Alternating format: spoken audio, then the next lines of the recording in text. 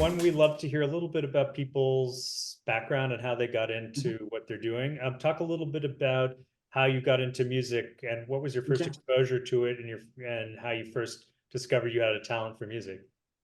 Okay. I was exposed to music from the beginning.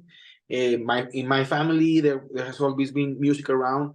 Even though none of my parents or my brothers became professional musicians, except one of them who almost made a life of being a classical pianist, but he retired very early.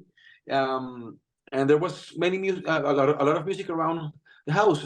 My father collected records and played the cello and took me to concerts. And my mom also sang and played the guitar.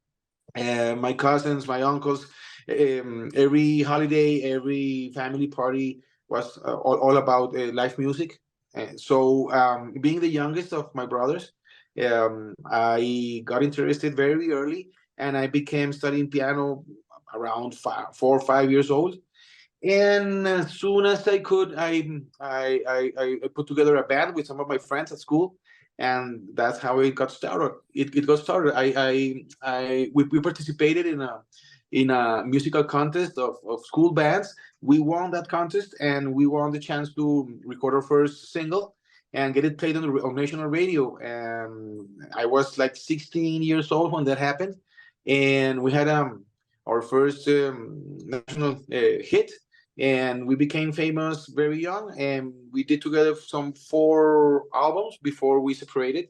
And then I began my solo career in the year 2000, when the band had separated already. But it was a nice beginning. It was very casual, and it was very full of great expectations and dreams and stuff.